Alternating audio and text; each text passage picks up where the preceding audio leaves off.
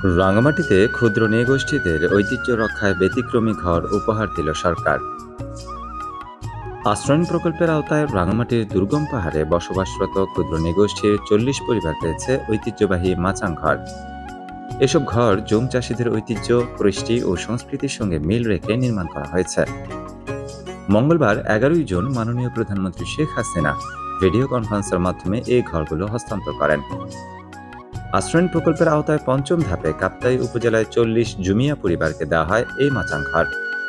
এছাড়া জেলার ৬৮০ গৃহহীন পরিবারকেও ঘর প্রদান করা হয়েছে। কর্তৃপক্ষ জানায়, পাহাড়ে ভূমিহীন পরিবারের জন্য আশ্রয়ণ প্রকল্পের আওতায় পাহাড়ি সংস্কৃতি ও ঐতিহ্যের সঙ্গে মিল রেখে বাঁশ ও কাঠ দিয়ে তৈরি হয়েছে এসব বসতঘর, যা নির্মাণে ব্যয় হয়েছে ২,৬৫,৬৭০ টাকা।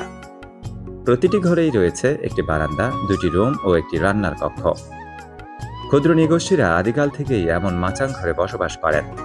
পাহাড়ের ভূপ্রকৃতি বিবেচনা করে তারা নিজেদের কৌশল খাটিয়ে এসব ঘর বানান। ফলে অসমতল স্থানে মাটি না কেটেই নির্মাণ করা যায় এই ঘর। এতে পাহাড়ের ভারসাম্য নষ্ট হয় না। প্রধানমন্ত্রীর উপহার হিসেবে তাই মাচাং ঘরই দেয়া হচ্ছে পাহাড়িদের।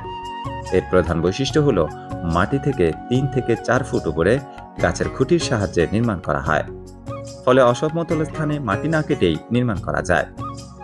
এতে পাহাড়ের ভারসাম্য নষ্ট হয় না, ফলে থাকে না পাহাড় ধসের ঝুঁকি। ঘরের নিচেই অনায়াসে থাকতে পারে গৃহপালিত পশু পাখির দল। নিরাপদ ও স্বাচ্ছন্দ্যে বসবাসের জন্য মাননীয় প্রধানমন্ত্রী শেখ হাসিনার এমন উপহারে খুশি স্থানীয় ক্ষুদ্র নৃগোষ্ঠীর সম্প্রদায়ের সাধারণ মানুষ। প্রসঙ্গত, রাঙামাটি জেলার কাপ্তাই উপজেলায় এর আগেও ১৪টি মাচাং ঘর দেওয়া হয়েছে এবং আজ ১১ জুন আরও ৪০টি ঘর দেওয়া হয়।